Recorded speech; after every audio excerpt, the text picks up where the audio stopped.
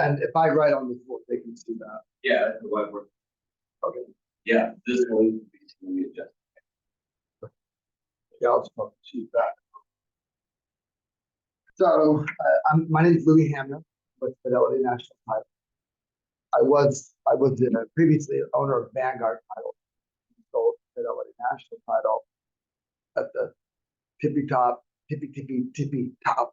of the market, and which was timing was crazy, and so that was in December of 2021, and currently I operate as president of Fidelity Title for Utah, and Fidelity hasn't been in Utah really until December of 2021. And a couple of things about that just real quick is one, it's the largest title insurance company, and our market share is at 47%. So if you think of the next competitor, which would be First American, they're at 27. It's a huge gap. And I would just tell you the reason for the gap is because of the technology. And what we know as a company is that we can't provide, that we want to be business partners with, that we have proprietary technology, software to help our business partners to actually grow the business. And it's not a hyperbole, and that's why the gap between us and First American is so large. So without that, to kind of give you a background of that, but what I'm here to talk to you today about is empathy and why it's so important and how it plays a role in your business and your day-to-day life. In fact, what will happen is most of you, and I just say this because I've taught this class for a number of years, or a variation of this class, but most people, when they walk out of the class, what they say to me is, when are you going to teach this again? I want my husband to come, or I wish my daughter was here, or I wish my son was here because our relationship is struggling, or I wish I would have known this. Can you come to our team and talk to them about it? And that's typically the response. It's because what I used to think empathy was is not true. And so what I want to do is just dispel a couple of things that causes us to get mixed up in understanding what empathy really is.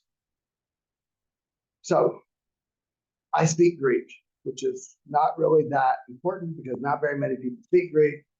But what Greek has done is Greek is a very rich language, and the words that we use in English don't really have a lot of context to them. For example, I served a LDS mission in Greece, and that's how I got to learn how to speak the language. But the words that you use in Greek actually mean what you're doing. So, for example, the word baptize, as a missionary, we would say baptize. The word in Greek means to put underwater completely. That's what it means. So just like saying, hey, we're gonna put you underwater completely. That's what the word means. Makes sense? So another word that really got me. So baptizo. But yeah. So it's like baptism, but so another word that had a different context to it. We love people who are enthusiastic about life. Would you agree with that? Right? We say, oh my gosh, they're so enthusiastic. I love this person. Their enthusiasm, contagious, infectious. Right? Well, when you hear it in Greek definition, or when you hear the word in Greek, you're like, what did they just say? Because in Greek, the word enthusiasm means to be possessed by God, not by a demon, which is what we say about a toddler. Right? Because possessed by a demon. But so in Greek, they're like, wow, this person is always possessed by God. And I'm like, what's the word? Like, what do they say? Because that's what I'm like, what's the translation? I'm like, oh, it's very similar. Oh, enthusiasm. Enthusiasm, right? So why I'm saying this is because we all hear, and I was just talking to a person who was, I'm going to say, pretty renowned for coaching and all this. I'm not going to mention who she is, but she's not here in Utah, she's out in California, but she's a pretty profound person.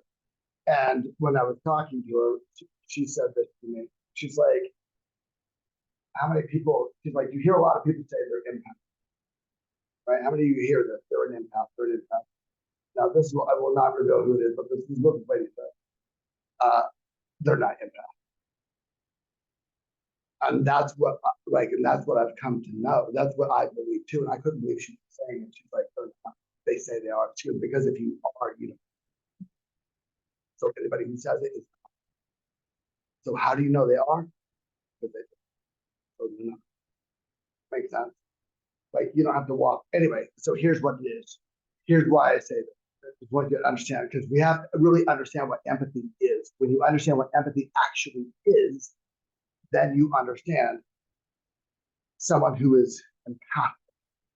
Okay, so in Greek, there's two words that we hear. We've heard this word. What sympathy means?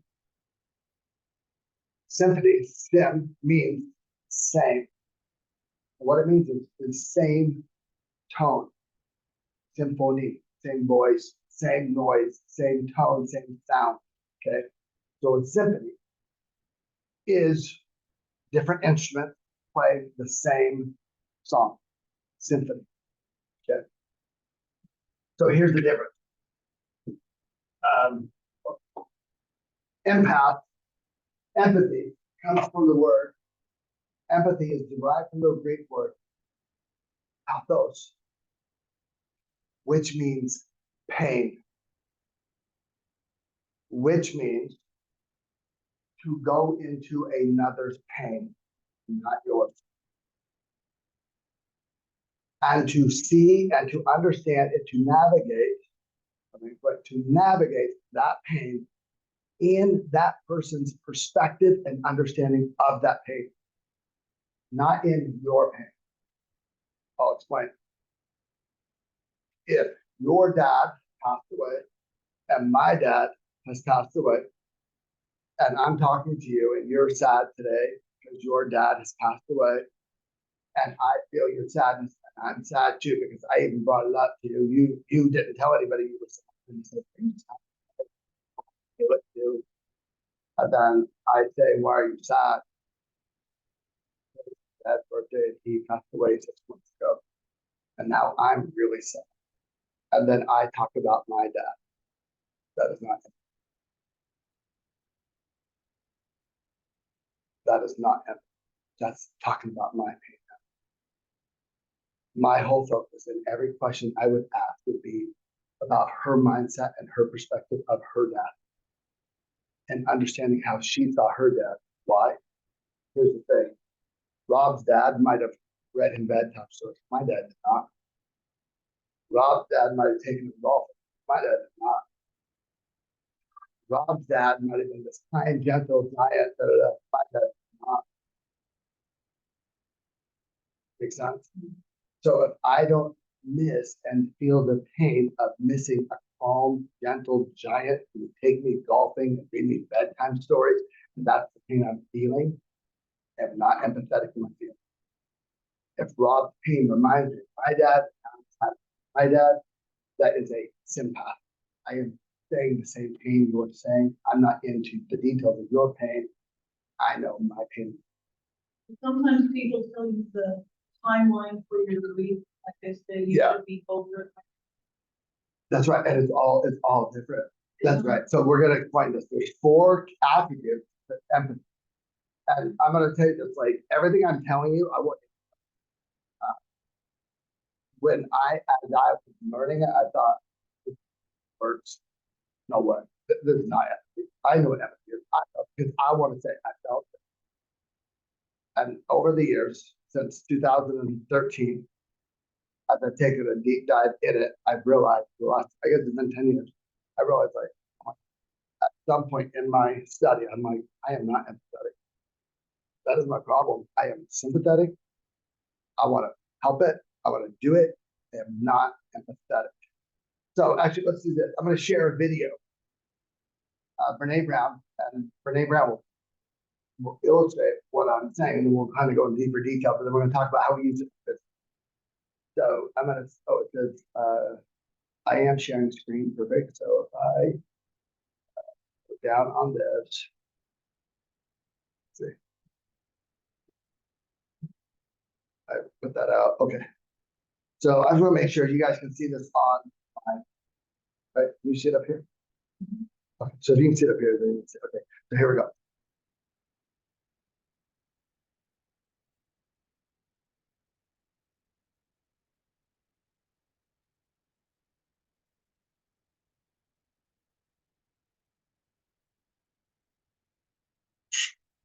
There's no volume. Okay, perfect. Thank you for saying that. Instead, there's no volume. Okay, so let me do this. I'm gonna do share screen. So if I hit share, I'm gonna do stop share. Hang on, I got you. So when they do this, I'll do share screen and share sound. Perfect. So I should have volume. Just confirm that when we do this again. I'll start over. And this is good. What I want you to do, actually, if you pull out your phone or pen and paper or however you do it, but I want you to write down like what stands out to you from this video. Here's why. Maybe I'll give it a little more context. Here's why. In the 10 years that I've been studying this, I'm telling you, like I'm taking a deep dive into it. And as people said, well, how would I learn it? Like, what can you tell me right now? And here's what I would tell them. Here's this video. Over the next 5 days, I want you to watch it at least 10 times over the next 5 days, but no more than 3 times in any one day, 2 or 3 times in any one day. Actually, 2 would be best probably. But what I said was, so over the next 5 days, watch it 10 times. Watch it. I want you to write down everything that stands out. Just write it down. Just what stands out. Like what really connected to you. Like not what you remembered, just what was like like that hit me. Just write that down. There'll be 1 or 2 things. Watch it again. Write that down. Then tomorrow, have a night to sleep on it. Your brain will understand it through the night. You'll wake up today, watch it again. You'll go, no, I didn't know she said that. Huh. And the next day, watch it again. You're gonna go, oh my gosh, she said that.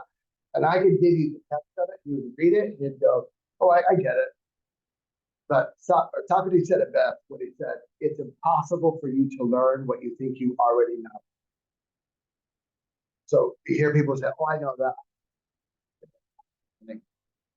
So again, I kind of will say things. My wife will say this. She's like, say it kind of shock value. It's like, I'm not kind of shocking. I just like saying what I found to be true. But if you just look at empathy and just think, kind of like erase your mind of what you thought of it, now you're going to really learn it. Then you're going to see it. Now you're going to start observing, right? Because when you really learn it, you really hear what is about to be taught, said by Brene Brown, what happens is you activate in your mind your reticular activating system. And you start seeing it, like when you buy a car, you start seeing that car everywhere. If you really are intently really wanting to learn, you listen and you hear it today, what'll happen? Something will act in your mind. And then you'll start seeing, here's what most people, well, we'll see it again, but most people say this video made me, women especially, because women are more honest than men. Men are like, this affects me, but most women say, oh my gosh, this video made me feel so bad because I've said the exact things that she said that are not empathetic, and I thought they were. I didn't know. That makes sense. And so, and what binds us together as a community, as husband and wife, family, all of that is empathy. And this is why I talk about it so much, because it is the quintessential attribute that when it is in play in your life at the level of its truth, it changes how you understand life. Like literally your model of the world changes, and you hear people say stuff. And for me, I have these moments where I actually feel a little bit dizzy, and I'm like, I've heard this person say this over and over, and I always got it. They're not even saying that. And I've heard this. 20 times. I had no idea. I didn't actually even understand what they were saying. So did you transition from sympathy to empathy just studying it? There wasn't a trigger event or anything? Yeah, I had an event in my life where I don't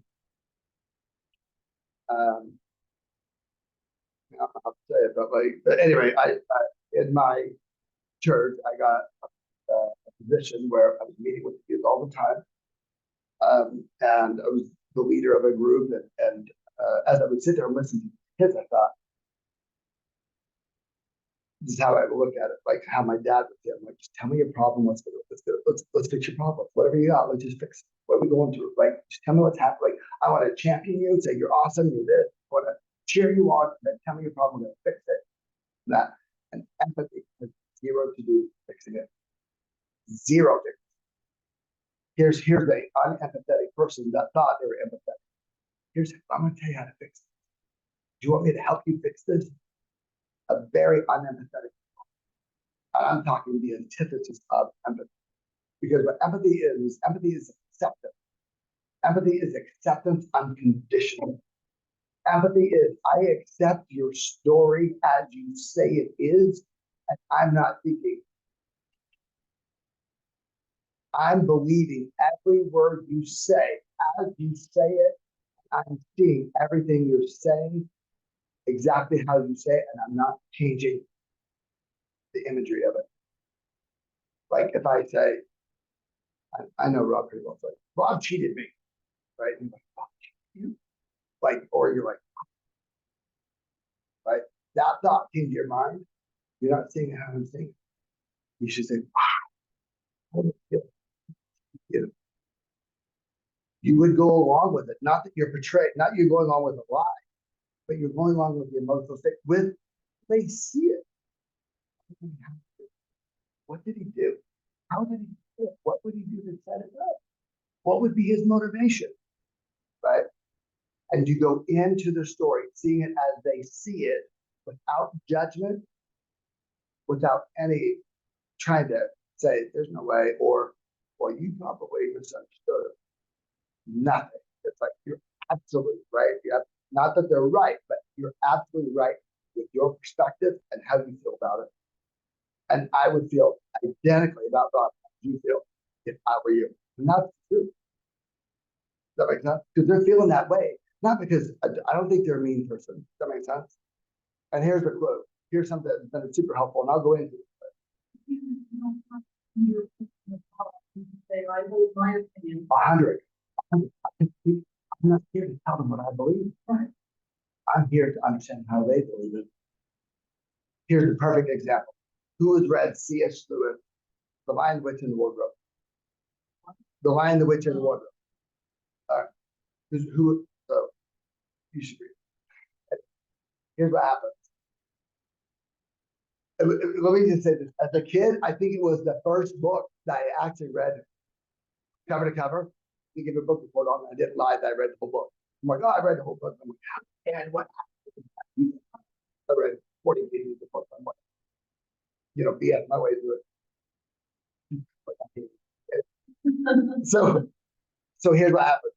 In the book, Lucy, their sister, is saying that if you go into this wardrobe, that she would open the doors of the wardrobe, walk through, and was walking, and then walk into this whole world. And it was all snowing, there's summertime, there's this elf, or I don't know what kind of fictitious animal he is, but like this guy that's elf with legs, and human with foot, all this stuff, and she's describing all of it. Right? So these 4 kids are living with the professor, college professor. So they're like, something's wrong with those. This is crazy, right? So they go down to the professor, and they're like, professor, and he's a very stern man, strict, super smart, and they're like, something's wrong with Lucy. He's like, what's wrong with Lucy? Like, well, Lucy is in that uninhabited bedroom with this wardrobe. Opening up, there's some codes, and you walk into this building or to this whole new world. Really? Not what she said. Yeah. And they're like, that's amazing. Why are you telling me it's amazing? They're like, well, that can't be true. He's like, oh, it can't? Why can't it? What, why? She's like, that's impossible to happen. Oh, it's impossible. Okay. He's like, well, why would Lucy do that? Why would Lucy say that? He's like, the only thing I can figure, let's see, that's not true. Okay, I believe you guys, that's not true. But if Lucy is saying that, I can only think there's two options. Lucy is either a liar or she has actually gone crazy. She's delusional. Have you known Lucy to lie? Nope, never lied before. She's had to lie. Nope, I've never known her to lie. Really? Never? Okay, so she's not a liar. Okay, check, not a liar. Is Lucy delusional? Do you think she's gone mad? That she's lost her mind? No. He's like, huh.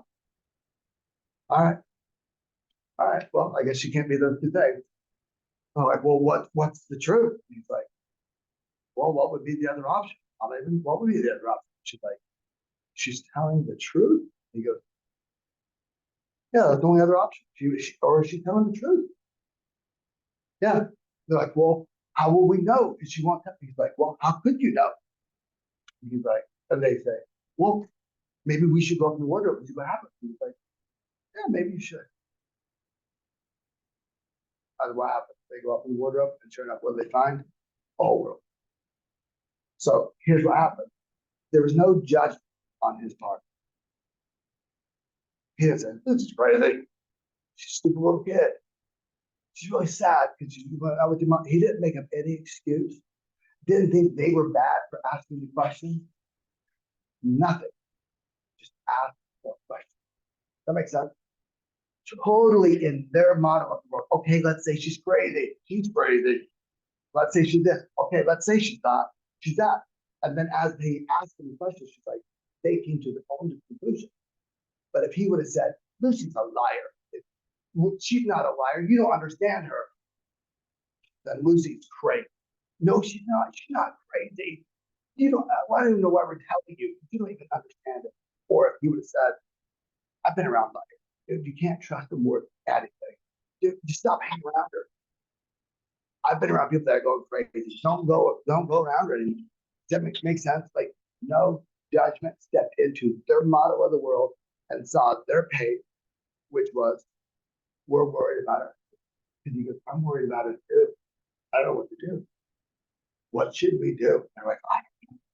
Well, we need to find the truth. Yeah, we need to find the truth. Well, what would be the truth? So they walked into a perfect scenario of that. So I want you to watch the video, take some notes, and we'll talk about it. So what is empathy, and why is it very different than sympathy?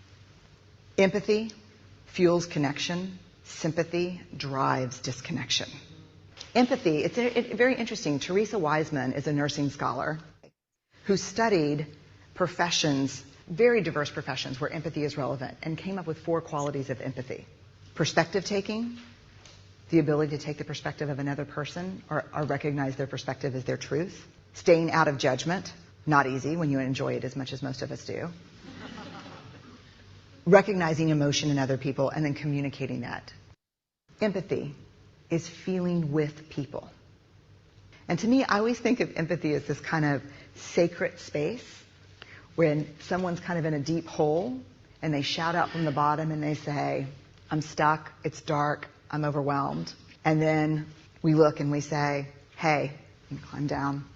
I know what it's like down here, and you're not alone. Sympathy is, ooh, it's bad, no. You want a sandwich? Empathy is a choice, and it's a vulnerable choice, because in order to connect with you, I have to connect with something in myself that knows that feeling. Rarely, if ever, does an empathic response begin with at least. Yeah. And we do it all the time. Because you know what? Someone just shared something with us that's incredibly painful, and we're trying to silver lining it. I don't think that's a verb, but I'm using it as one. We're trying to put the silver lining around it. So, I had a miscarriage. Oh, at least you know you can get pregnant. I think my marriage is falling apart. At least you have a marriage. John's getting kicked out of school. At least Sarah is an A student. But one of the things we do sometimes in the face of very difficult conversations is we try to make things better. If I share something with you that's very difficult, I'd rather you say, I don't even know what to say right now. I'm just so glad you told me. Because the truth is, rarely can a response make something better. What makes something better is connection. Okay, so those of you that are on Zoom, let's see if I stop sharing. I can see you, and I'm pull up the chat just real quick. So what I want to hear from you, what stood out to you? What was when you heard it, you're like, that was At least terrible. bingo. She's terrible. Say that. Yeah. Why did it stand out to you? To me, it's just a But what, yeah, what? like, at least you have this, so just don't focus on your pain. Have you used it? Probably, but I hear it a lot. I'm Yeah, gonna be you hear it a lot. a Right? lot. Bingo. So at least what it does is just put the band-aid on. Hey, I don't really want to get into that. This not something I really want to know about. At least you're good. At least you didn't break a leg. At least you're still on the team. At least you didn't get enough. I don't want to hear about it. You're not worthy enough for me to spend my time hearing about your BS story because it's your fault that you did it. At least you didn't lose your job. Keep going. Makes sense? And that's what you're communicating. You are not worthy enough for me to spend my time hearing your story about how you self-sabotage this situation that I want to spend time on. Make sense? So what else stood out?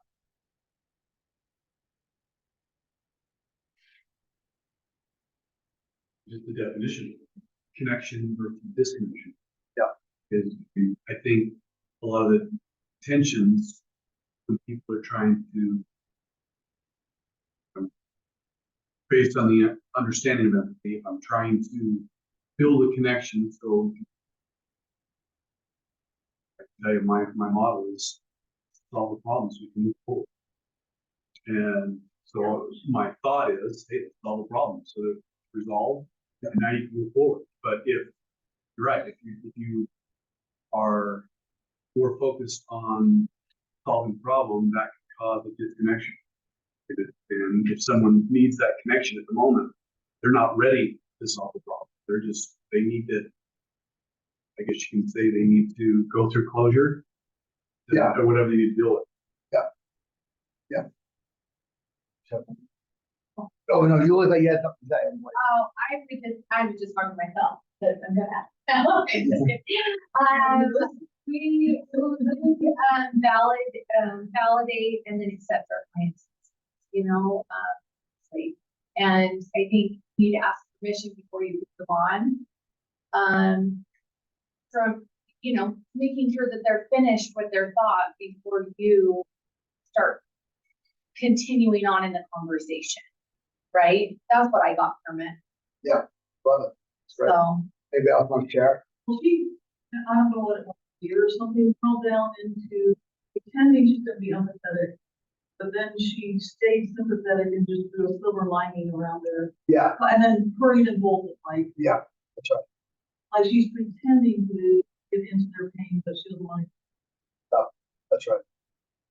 Go ahead. I really like the flip side of the silver lining concept where when she was saying, no, I don't even know what to say right now.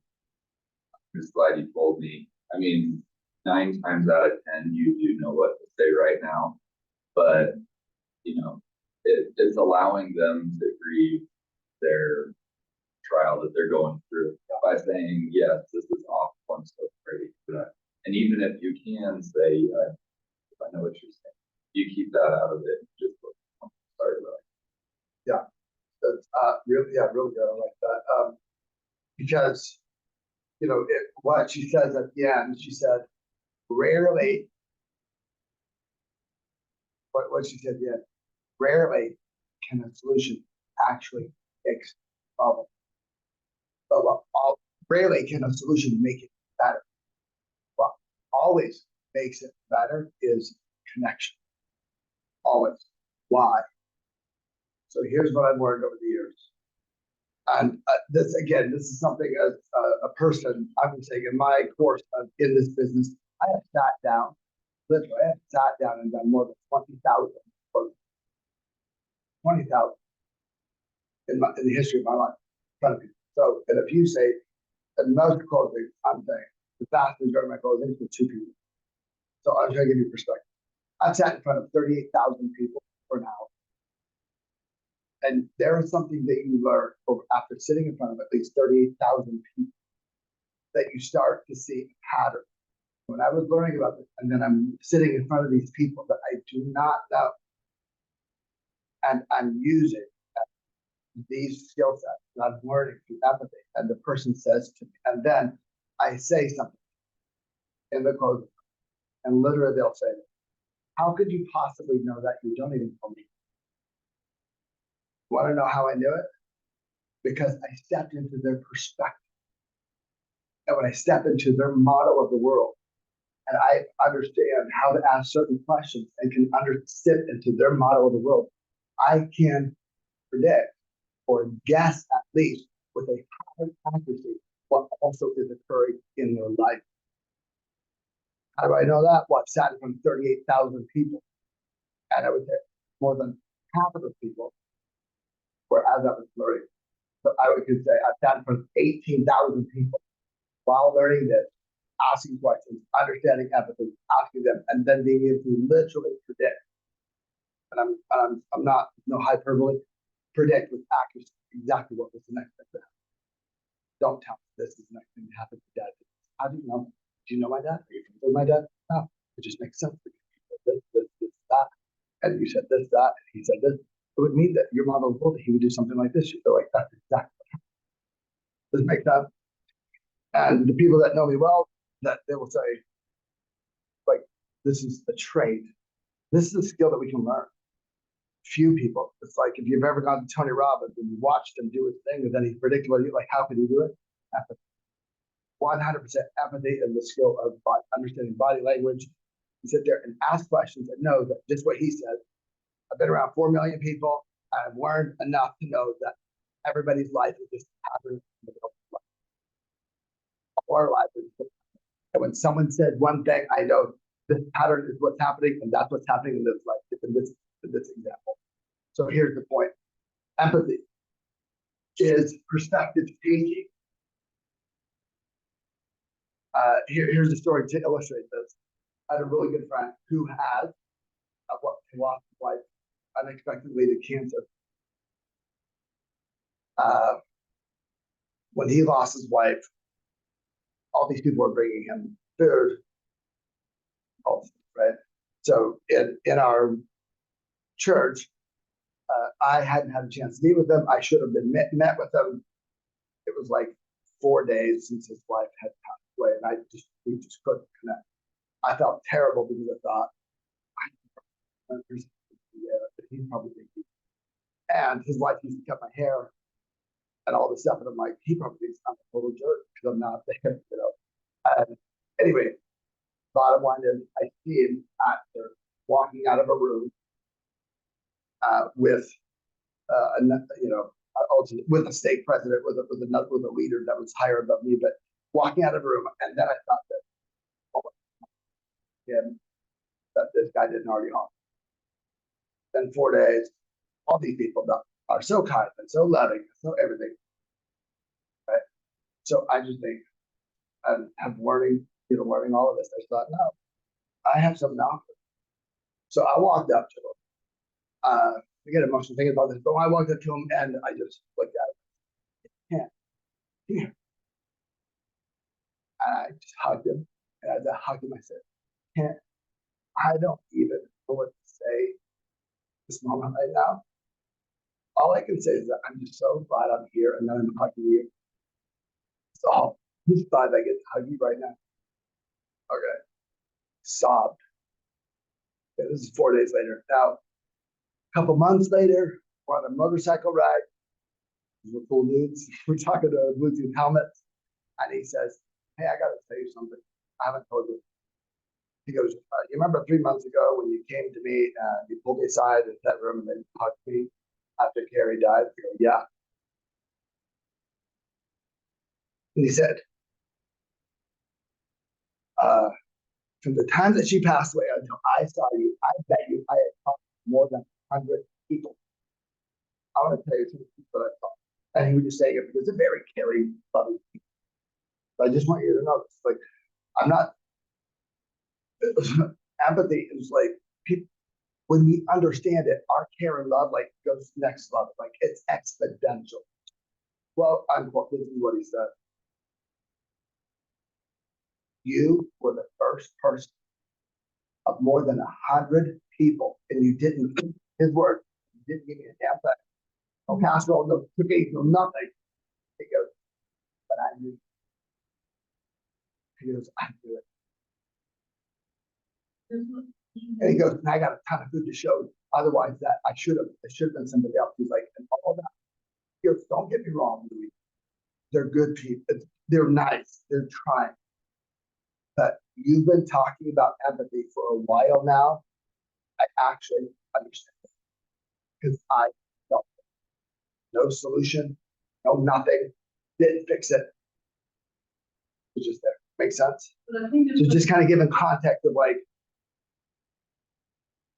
yes, you didn't take it from your perspective, you didn't impose you didn't have anything. You didn't know what to say, you didn't take it from them. and I'm not exaggerating. Months later, this is what he said. "Hey, you know so and so in the ward, how she's so nice, sweetest lady ever. Do you know how many times she's used athletes with me? Do you know how much disconnection I felt with her? I used to think like, because I can see it now. I can it's unbelievable. I would have that, and you wonder why people would get mad when you do that. Then you I get it. Unbelievable. One phrase. That just delete it out of your work, out of your vocabulary. Engage. Makes sense. So tell you this, and I could go on for 4 hours on this. So again, I'm not saying I'm the expert at this. I am not saying that I might even have conveyed something or said it wrong or used the wrong word, conveyed the wrong message, but the core message is that when you actually take a deep dive into that,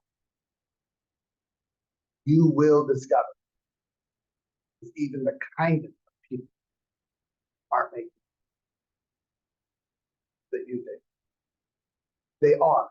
They're just a little bit better. They're just not so judgy, period. Like, they're just like, ah, life is what happens. But you will find that even the kindest of people, that when they really understand it, they go, "Oh yeah, now I see why I lost my relationship with the top or whatever." Because they're just deep when it becomes so attached to what happens in like in a parenting relationship. What happens is the child's action now begins to diminish what the parent is them as a good image of being a parent. Taught my kids to say, never taught my kids to do drugs, right? Now your kids doing drugs, you whatever. That you lose your inability to see your child without judgment. It's hard because what you say is, "I taught you this. How did you not see this?" And I'm saying I'm guilty of this. Like I have to go, and my kids, I taught them this. My kids like that. You know, I have to I can't even talk to you right now because I'm so judgy about why you're doing this. Like I first have to accept that. It's happening where I can even help you because I want to correct it, fix it, make it better. I'm like, talk to mom. I can't like I cannot do it. Right. So because we feel vested in it. Right. And one place that we feel very vested in it is with our clients, and it becomes so personal because their evaluation on our connection determines what we make, determines our income. Right. So notice this. If I ask you this question, do you think more people believe this is a bad time to buy in this market, or do you think more people believe that this is not a good time to buy in this market? Yes or no? More than 51% of people say, vast majority say, this is not a good time to buy in the market. How many of you or who believe that would say that most people, that's how they do not buy right now? Terrible time to buy. Perfect. Now, I want you to go on social media. Now look for an empathetic post that says, I don't blame you if you believe this is a bad time to buy. Totally get it. I totally understand it. That you think this is a bad time to buy real estate. Wouldn't blame you one bit if you didn't buy a house. Wouldn't blame you one bit if you didn't want to buy a house and you thought that my previous posts were ridiculous. I don't blame you one bit. But if you want to know the truth, more people say, what are you talking about? Because why? You see their pain as they see it. How do you transition yourself when you're not judgmental? Does that make sense? Like, I'm just saying, like, you have to acknowledge the pain and how they see it. I wouldn't buy a house either. I wouldn't trust any agent for 2 bits that said this or whatever. You're saying, and you're not saying that you shouldn't trust agents. You're saying, I see your perspective. I don't blame you. You must have had a bad experience. Don't blame me one bit. And if you just said that, people say, what this person is saying what I'm saying in my head, but I would never post it. I want to talk to you. Now, what happens is 100% they call you. They talk, they make a comment. Why are you saying it? And it's not a bait and switch. Like, oh, I have bait and switch. No, I'm just saying, like, I totally get it why you do it. I totally understand that. I don't blame you one bit. I'm not trying to change your opinion. I don't really care what you think. Do whatever you want to do. I'm just here. If you need something, I'm here. Whatever. People recognize that as the truth because you're willing to talk about their pain as they feel it, not as I'm like, well, you should see it differently. And let me tell you what's going to happen. And who knows, like a year from now. Because here's what people are saying. A year ago, an agent told me I should buy a house because in a year I can be able to refinance. It's up. Now I know if I can afford the payment. The agent lied to me. Agents are liars. They'll just tell you what they want to tell you so you can get the deal done. Right? You got the thing to say refi in a year. Now, I don't know if the agent said that. You can refi in a year. The market's going to be better in a year. I don't know if the agent said that. Possibly. I'm not judging them. Maybe that's how they understood it. Maybe the agent said you can refi in a couple of years and they were. Who knows, right? But all I know is what they said. I said, I totally get it. I can appreciate that 100%. And that sounds, they might have said that. I wonder why they would have said it. Do you think they're an honest person? True story. Do you think they're an honest person? Yeah, they're honest. You ever, like, by the way, you ever known them lie before? No. No, that's why he's in the first one. Huh. So, they never lied before. They were always honest before, and that's why he used them. He didn't even talk to the real estate agent. Why would they lie to you now? Do you think they want you to believe something differently about them now? I don't know. I'm like, you should go talk to the agent. Maybe I don't know if he even said it. I'm gonna do that. Time goes by. Oh yeah, I talked to them. They said probably 2 to 3 years. I was hoping to be here. True story. You know what I'm saying? So this person, me just listening, saying this, they go back, and now there's a connection with that agent that wasn't going to be there. I guarantee you, that agent called her after, like, hey, sold out a year ago. Wonder how you do it. I want to talk to you.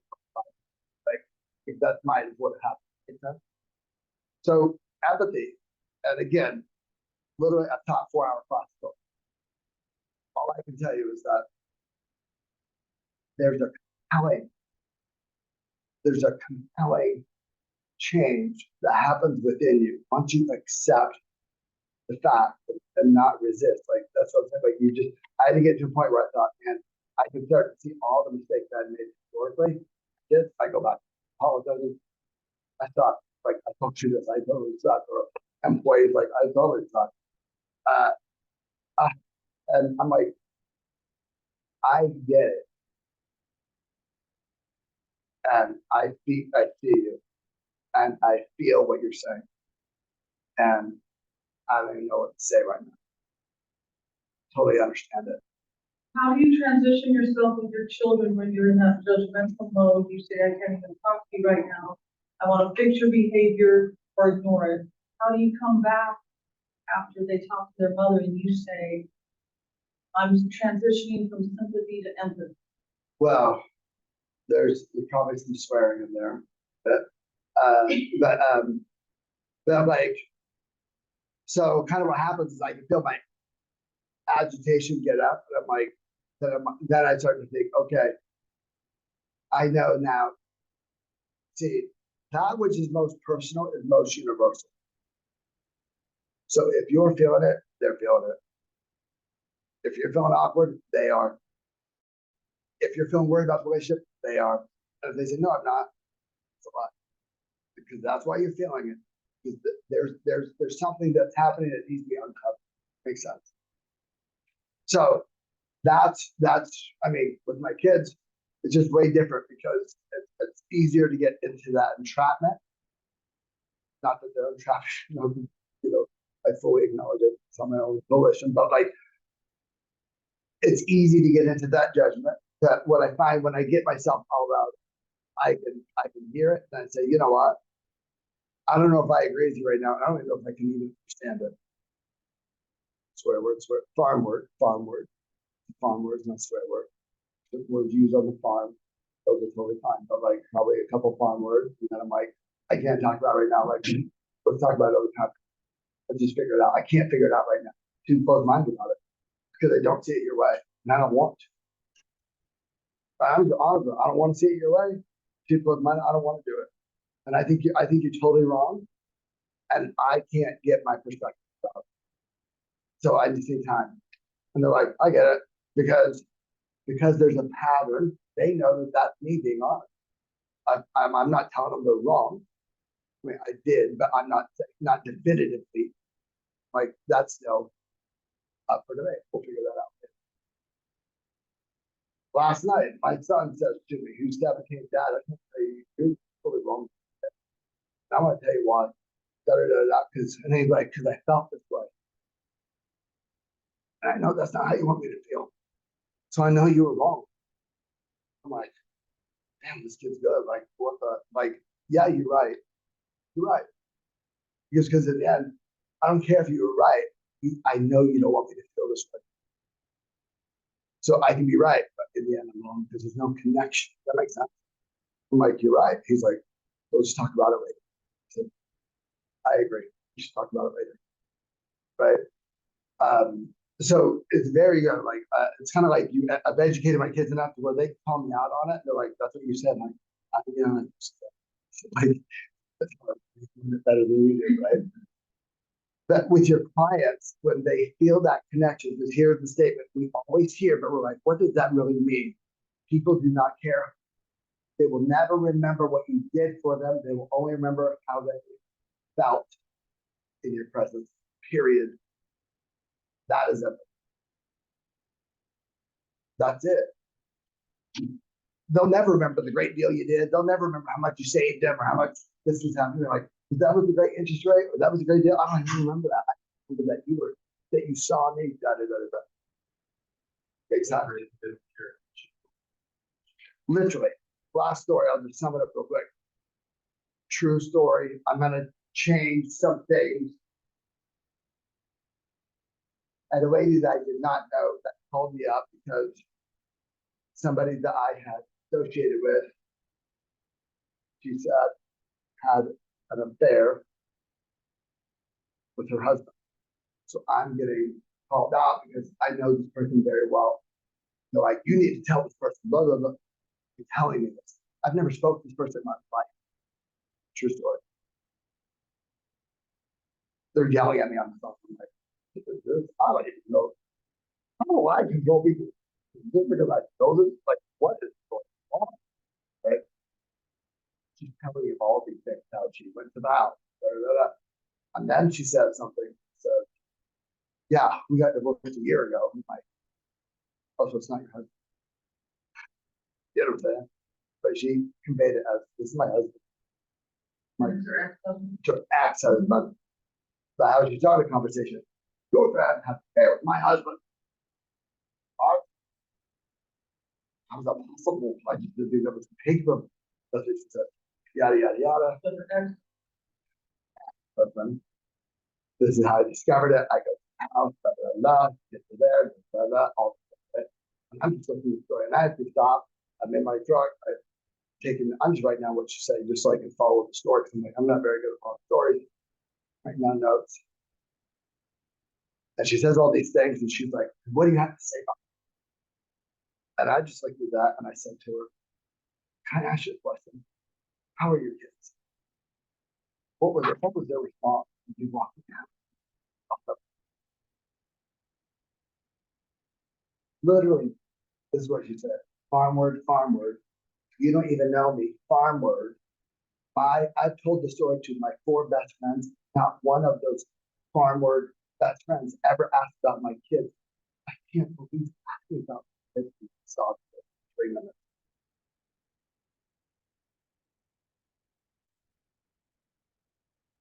Right? And I said, so how are they? Don't forget this. I'm sorry I yelled at you. You were the wrong person. I should not have been talking about so bad. I did because you see what I'm really mad about. Kids. Actually, my husband, and she told me the whole story. The real story. You get what I'm saying? Because you got the truck louder. I just listened and just said, oh my gosh. I said, I don't know, because I did something like everybody else in them too. FYI. So I'm glad you called me, but I'm just wondering, like, your kids, how are they? What did they do when they saw your reaction? What did they do? Like, I am, like, honestly, I go, I have kids similar to your age. What is happening? End of story. Years later, I get a birthday card. I don't know. That's the only conversation I've ever had. Make sense? Birthday card. I'll never forget what you did to me that day. Wait a month. Happy birthday. Period. Makes sense. So again, I'm telling you all these stories. I'm not patting myself on the back. My dad, military, farmer. I remember him telling my brother, I don't care if your arm's broke, or break the other arm, pick up the wood, you gotta do this, let's get this done. My dad, so unempathetic. Empathy is a skill. It's a skill that you methodically, conscientiously practice and watch and listen and practice and ask and practice and ask and screw up, and then think, I'm never gonna get it, and then all of a sudden you start getting it. Then you get to another level, you're like, I'm not getting it anymore, then all of a sudden you start getting it again. Because it's that in depth. Brene Brown, Power Vulnerability, audio. Listen to that. Read her book.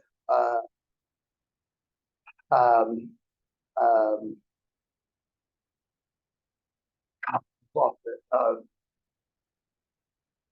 Something like great. The word great. I'll think of it. But anyway, it's a word on leadership. Like, anyway, green lettering.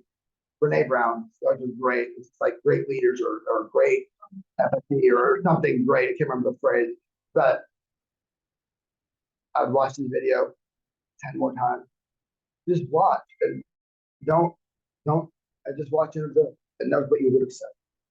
That you'll start to see that your connections are growing. People start calling you more. You're able to predict what's happening in your life because you're seeing it from perspective, of course. And that game changes kind of stuff. So thank you for your time today. Yeah, 45 minutes is never enough. 4 hours to be at. And you don't feel weaker or less manly than your father because I'm like, No. he thinks empathy and sympathy is weaker or. I don't know that he did. I don't think he understood it, you know. So let me just say this: if you're on Zoom, whatever you leave, I'm good. This is why I thank you for letting me be with you guys today. I'm here to answer questions for the next little bit, but thank you so much. And if you have questions, you can What's the book you were talking about, the gifts? No, it's No, called, no, it's I thought it was just. the, Atlas